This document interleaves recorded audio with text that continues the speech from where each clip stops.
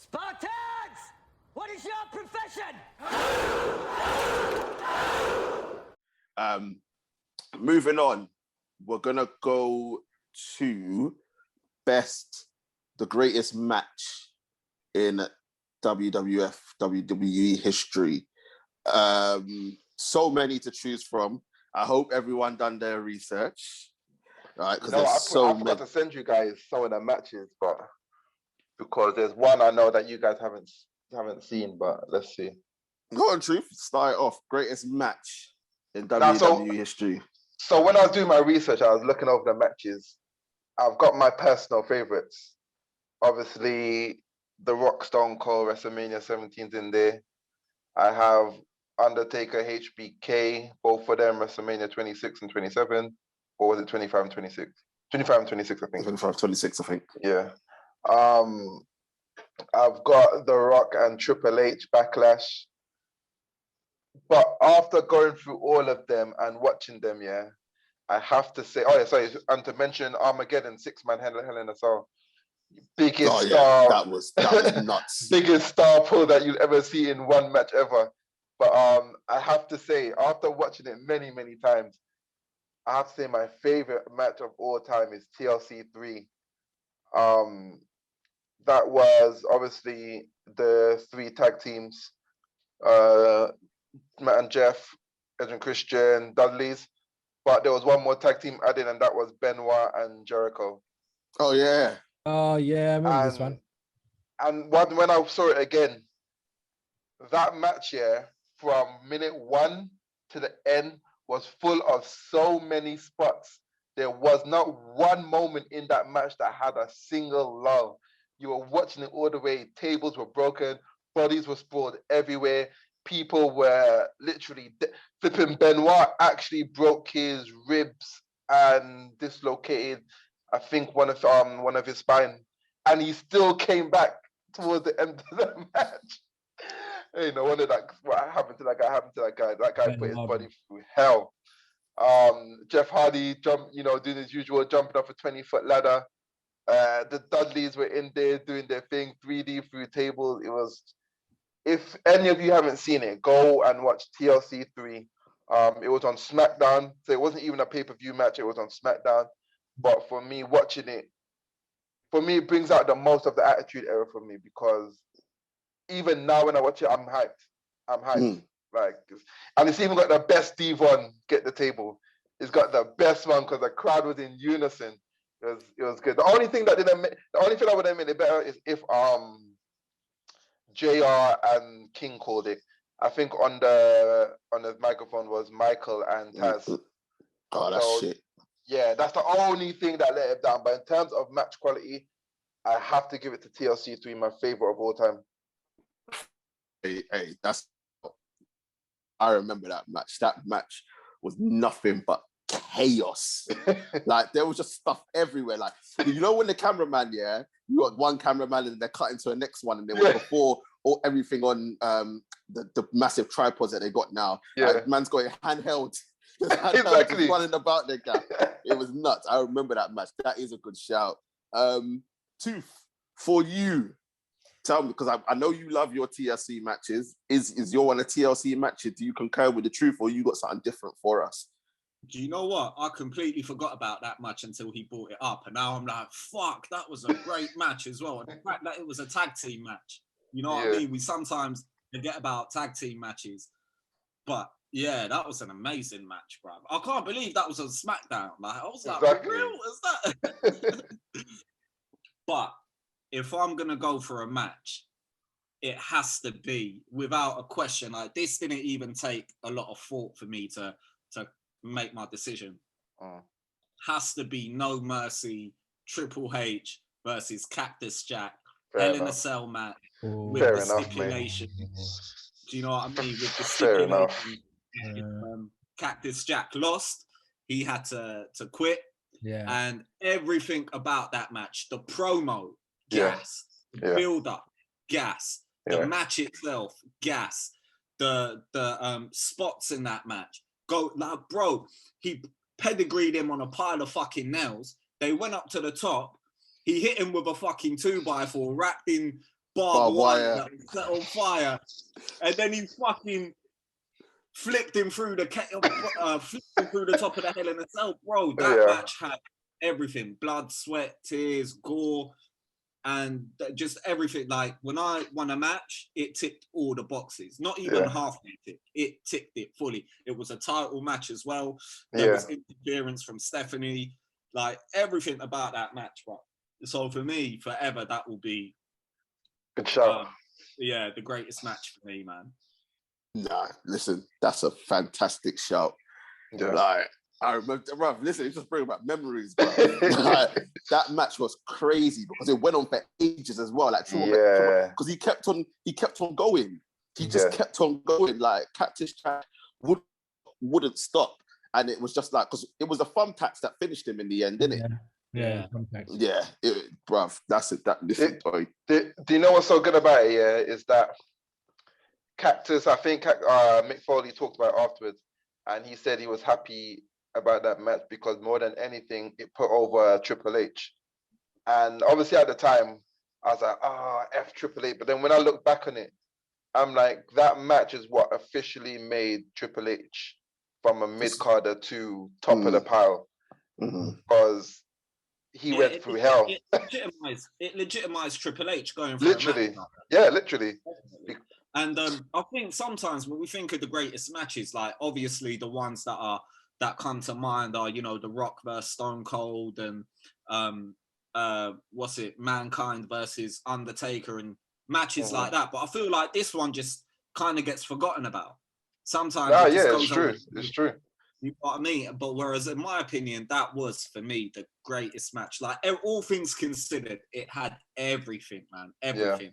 Yeah. And you mentioned a good point, actually, Truth. The fact that it put Triple H over, you know, and it's true because up until that point, he was still an established member of the roster and he was a champion and all that stuff. But he didn't have that match. Like that was his first match. Exactly. You know what I mean? You're like, oh my God, yeah, he can. Exactly. Yeah. 100%. And obviously, we all know where Triple H went on from there. A little bit of help from, obviously, when you're fucking the boss's daughter, but, you know, it is what it is. His greatest career move was dumping China, fam. I'm telling you, dumping China and. China was out there doing sex tapes and that, but we're not getting into that right now. But Rash, for you, the greatest match of all time. Are you agreeing with the truth or tooth, or you got something else for us? Another bit of nostalgia. So for me, there's loads of matches, right? So, and it all depends on the moment, right? And you're always sitting down and you always think, oh shit, like this is the one for me. So for me, like I can't pick a specific one. I think there's a few, but for me, I can't even remember what WrestleMania it was because I haven't done the research, so I apologize. But when The Rock faced Hulk Hogan, I can't remember what WrestleMania. The first time. I think that was it WrestleMania. Yeah. No, it's 20. No, was it 20? No, 20. I think it was WrestleMania 20. Nah, 20 was Chris Benoit. Oh, was it? 20 won it. Yeah, that was 20. I think it was like 17 or 18. Oh, okay. 17 was The Rock versus Stone Cold. 17 was The Rock versus Stone Cold. I'm sure it was 20. Nah, 20 was Chris Benoit. Maybe it was the same year. I don't know. This was before then because this was when Hogan was NWO. NWO, yeah. It must have been WrestleMania 18. It must have been WrestleMania 18. Yeah, it's WrestleMania 18. Yeah. So that. Yeah, Icon WrestleMania 18. Yeah. So that for me, I think because growing up, I was like massively into Hulk Hogan and Ultimate Warrior. They were my two. They were the Donnies. They were running the business back in the day, right? So, and then have Hulk Hogan versus The Rock. And obviously Hulk Hogan coming into that match was supposed to be the heel, but he was getting the cheers and everyone was booing The Rock. So like I'm sitting there at home thinking, what's going on? Like why is everyone booing The Rock? Like The Rock's sick, but obviously it's Hogan. Yeah. You still see that pool and the crowd were going nuts, bruv.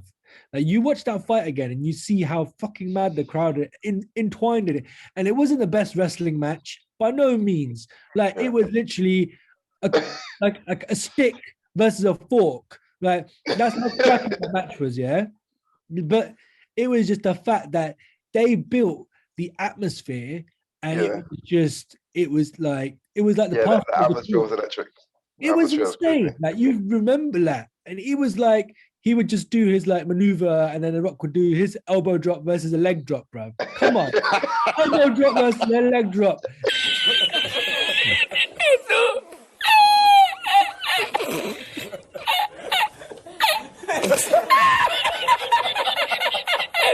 And you would still go mad about it.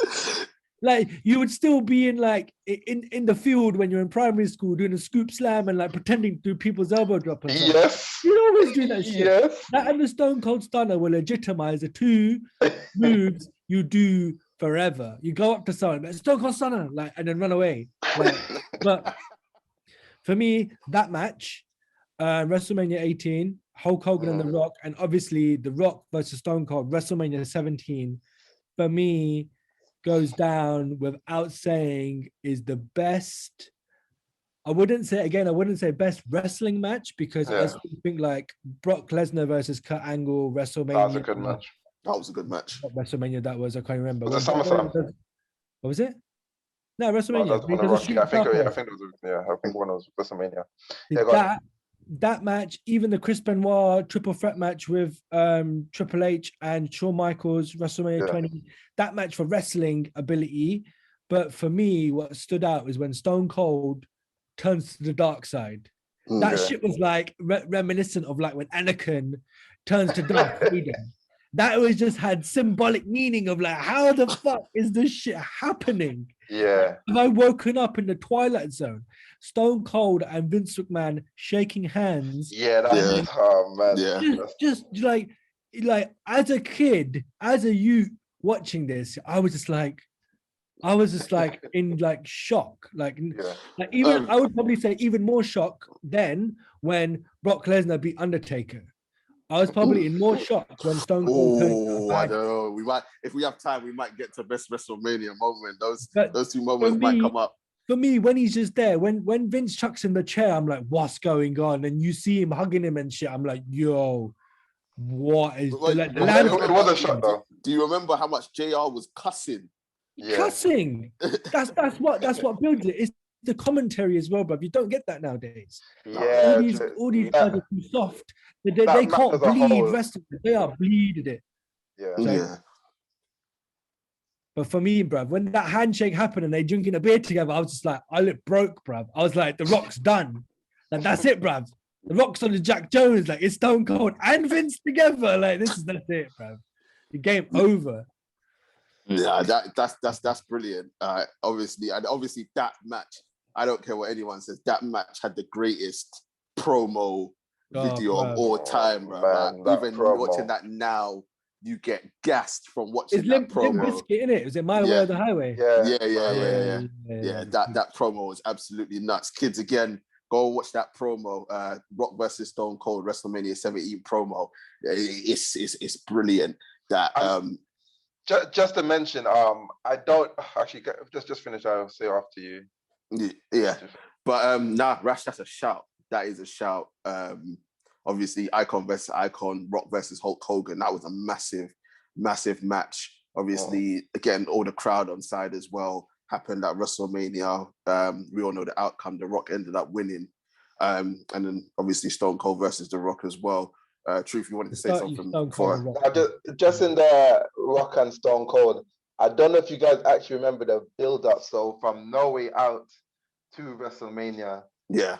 Because they were both baby faces. Yeah. Like they were both the top of the top. Everyone was cheering for them. So the build up to it, the way they done it, you know, the animosity started appearing. They started doing each other's finish on them, like the end of each show. They're trying to one up each other, and then the storytelling, bro. The storytelling, man. The SmackDown before, when they got into it, you could just, oh my days. When the SmackDown before, when they got into a little scuffle, and then they had Vince was bringing out people to stop the fight. The whole locker room came out. I was bouncing off my wall until WrestleMania.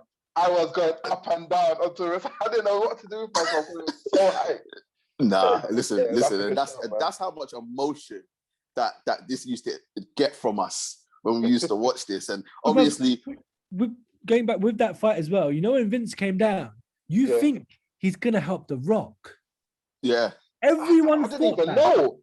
No, but the I thing didn't is, even know. No one knew. but when you think about it, if you really think about it logically, because they've worked together before, obviously in Yeah, the yeah, yeah. ministry, right? So you think, oh, he's coming down, he's gonna help The Rock. Everyone's like, oh nah, The Rock's gonna go bad, but then he helps Stone Cold, and you're like, raw, really? It was in Texas. It was in Texas as well, didn't it? So, Yeah, it was in Texas as well. so everyone's That like, you know, that hench screen they had. Yeah, I mean, yeah. that's mad. but that's just testament to Vince and his brain, bruv, for using Yeah. all these things, and then it coincided with Stone Cold actually switching in Texas with JR commentating right at WrestleMania. Like that just goes to show how much they fought this through and realized how much controversy it was gonna cause.